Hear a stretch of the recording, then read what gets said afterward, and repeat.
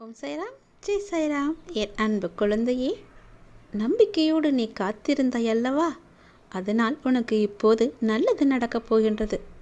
என் மீது பொறுமையோடு நம்பிக்கை வைத்து இது நாள் வரை காத்திருந்த உனக்கு நல்லதை நான் செய்து வைக்கப் போகின்றேன்.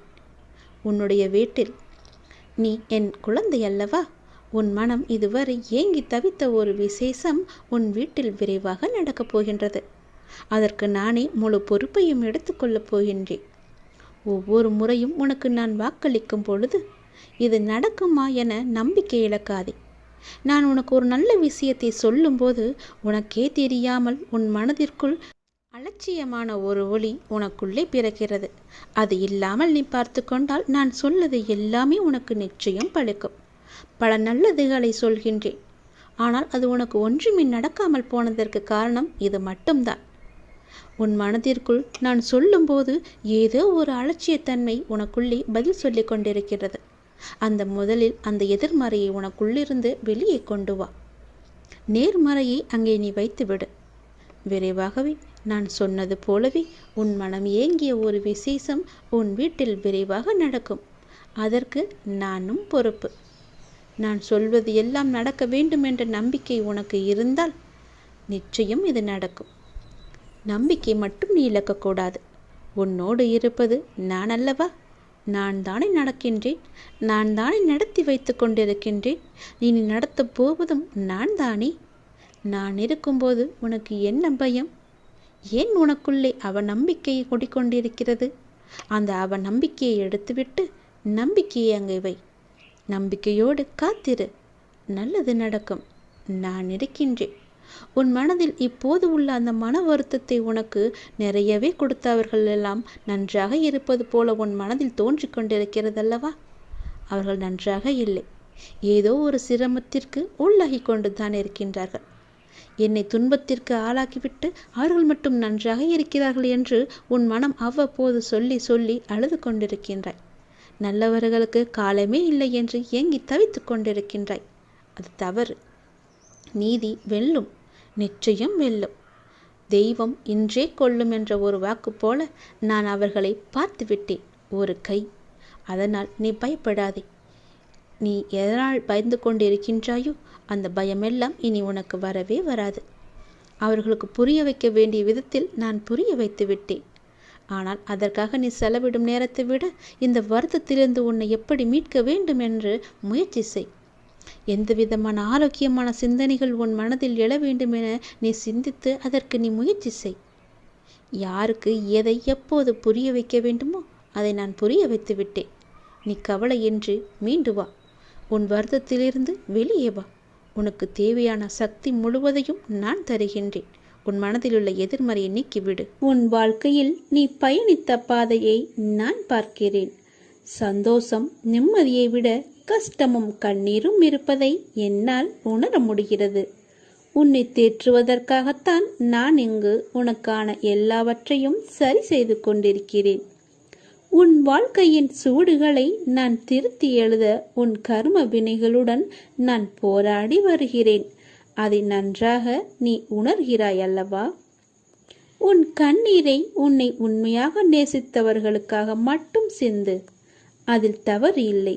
உன்னை துளி கூட மதிக்காது ஏளனமாய் பார்ப்பவர்களுக்காக கண்ணீர் என்னும் பொக்கிஷத்தை நீ வீணாக்காதே. உன் வழி நான் எப்படி புரியாமல் இருப்பேன்? உனக்கு மனவலி ஏற்பட்டதற்கு நியாயம் கேட்கிறாய். அதற்கு நான் நிச்சயம் நியாயம் வழங்குவேன். அது வரைக்கும் நீ பொறுமையாய் நம்பிக்கையுடன் இரு. உனக்கான காலத்தை நான் உருவாக்கிவிட்டேன். இன்னும் சிறிது காலத்தில் அதில் நீ பயணம் செய்ய போகிறாய். உன்னை நான் கண் கலங்க விட மாட்டேன். நீ கண் கலங்கினால் என் மனம் வலிக்கிறது. உன்னை நிச்சயம் நான் செம்மைப்படுத்தி உயர்த்துவேன். உனக்கு நான் எப்போதும் துணை இருப்பேன். உன்னுடைய உண்மையான உழைப்பு, தன்னம்பிக்கை, உண்மை, தைரியம் உள்ளவர்களுக்கு சோதனைகள் பல வரும். அதையும் தாண்டி அவர்கள் சாதனை படைக்கும் காலமும் வந்துவிட்டது. உறவுகளுக்குள் நீ பட்ட துயரெல்லாம் நான் அறிவேன். இருந்தும் நீ அவர்களிடம் கொண்ட அனுசரணை, செய்த தர்மம் என்றும் உன்னை வாழ வைக்கும். இனி உன் வாழ்க்கையில் நீ விரும்பிய வளங்கள் அனைத்தையும் உன்னை வந்து அடையும்படி நான் செய்வேன். இது உன் நற்குணத்திற்கான பரிசு.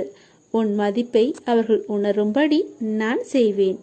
தேடி வந்த அதிர்ஷ்டத்தை நீ தொலைத்து விடாதே. இதை கேட்டுவிட்டு நீ தூங்கு. நாளை ஆனந்த கண்ணீருடன் நன்றி கூற நீ ஓடோடி வருவாய். உங்கள் வார்த்தைகளை எல்லாம் நான் கேட்கிறேன். அதனால்தான் நான் பச்சை நிற உடையில் வந்திருக்கிறேன். என்னை நம்பு. இந்த பாபா உங்களுக்கு பொறுப்பாக இருப்பார். நித்தம் நித்தம் எத்தனையோ சொல்லென்னா சோதனைகள்.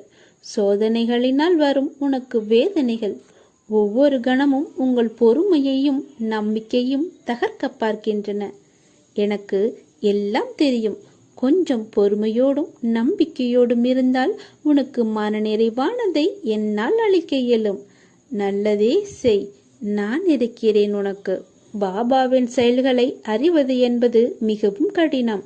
ஆனால் ஒன்று மட்டும் உண்மை, பாபாவின் செயல்களில் ஒரு உட்பொருள் இருக்கும்.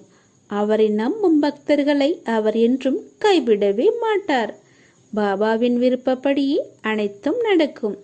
சில நிகழ்வுகள் நமக்கு கெடுதல் என நினைப்போம், ஆனால் கடைசியில் அது நன்மையாக முடியும். சில சமயங்களில் பாபாவின் தண்டனை நம்மை நல்லபடியாக பற்று வைப்பதற்காகவே இருக்கும். ஆகையால் உணர்ந்து குரு பகவானின் சாய்பாபாவின் ஆசியை நாம் பெற முன் வர வேண்டும். உனக்கு வரும் கஷ்டம் உன்னை தைரியப்படுத்தத்தானே தவிர உன்னை சோகப்படுத்த இல்லை என்பதை நினைவில் கொள். என்னிடம் உள்ளவன் கஷ்டத்தை பார்த்து கலங்க மாட்டான். மாறாக என் சாயப்பாவை மீறி என்ன நடக்கும் என்று தைரியமாக நிற்பான். உன் சாயப்பா உன் அருகில்தான் நிற்கிறேன். எதற்கும் பயப்படாமல் தைரியத்தோடு நில். உனக்கு வெற்றி கிட்டும். உன்னை தேடி அதிர்ஷ்டம் வரப்போகிறது. நல்ல அதிர்ஷ்டம் அது. அதை பெற்றுக்கொள். உங்களிடம் வேறு எதுவும் இல்லாவிட்டாலும் இறைவன் அருள் இருந்தால் மற்ற அனைத்துமே உங்களை தேடி தானாக வரும். வாழும் ஒவ்வொரு நிமிடமும் இறை சிந்தனையுடன் இருங்கள். இறை சிந்தனை உள்ள பொழுது விழிப்புணர்வுடன் ஒவ்வொரு செயலையுமே நன்றாக துல்லியமாக எந்த குறையும் இல்லாமல் செய்ய முடியும். விழிப்புணர்வுடன் நீங்கள் செய்யும் எந்த செயலும் தவறாவதற்கு வாய்ப்பே கிடையாது. விழிப்புணர்வுடன் செய்யும் செயல்கள் நிச்சயம் ஒரு நாள் வெற்றியை தரும். உங்களுக்கு கிடைக்கும் வெற்றிக்கும் தோல்விக்கும் நிச்சயமாக ஒரு காரணம் இருக்கும். இரண்டையும் ஒன்றாக எடுத்துக்கொள்ள நீங்கள் முயற்சி செய்யுங்கள். வெற்றிக்காக மட்டும் செயல்களை செய்யக்கூடாது. ஒவ்வொரு செயலையும் இறைவனுக்காக நீங்கள் செய்யுங்கள். உங்களை படைத்த கடவுளுக்காக செய்யுங்கள். எந்த ஒரு எதிர்பலனையும் பார்க்காமல் எதிர்பாராமல் எதிர்பார்ப்புகள் இன்றி நீங்கள் செய்யும் ஒவ்வொரு செயலுமே அந்த இறைவனை போய் சேரும். உங்களுடைய புண்ணிய கணக்கில் சேரும். அதற்கு நிச்சயமாக பல மடங்கு பலன்கள் உங்களை தேடி தானாக வந்து சேரும். ஒவ்வொரு நாளின் முடிவிலும் நீங்கள் இறைவனுக்கு நன்றி சொல்ல பழகுங்கள். கண்டிப்பாக அன்றைய நாளில் நன்றி சொல்வதற்கு என்று ஏதேனும் ஒன்று நடந்திருக்கும். அதை நினைத்து இறைவனுக்கு நீங்கள் நன்றி சொல்லுங்கள். விடியும் பொழுது இறைவனின் ஆசியுடன் தொடங்குங்கள். முடியும் இரவும், அதாவது அன்றைய நாளின் முடிவும் இரவும் நன்றி சொல்லி உறங்குங்கள். மறுநாள் காலை உங்களுக்கு நல்ல நாளாகவே அமையும்.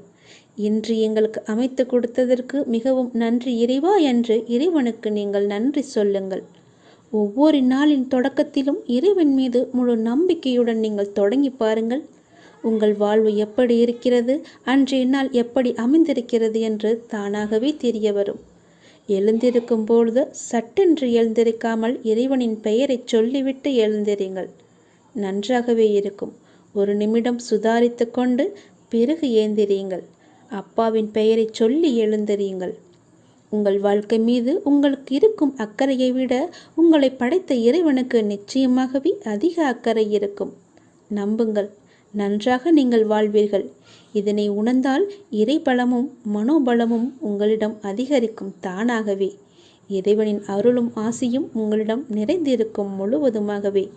எப்போதும் இறைவனின் அருளோடும் ஆசியோடும் நாம் தொடங்கும் நாள் வெற்றி நாளாகவே நமக்கு அமையும். இறைவனுக்கு நன்றி சொல்ல மட்டும் நீங்கள் மறந்து விடாதீர்கள். இறைவனின் நாமத்தை ஜெபித்து கொண்டே இருங்கள்.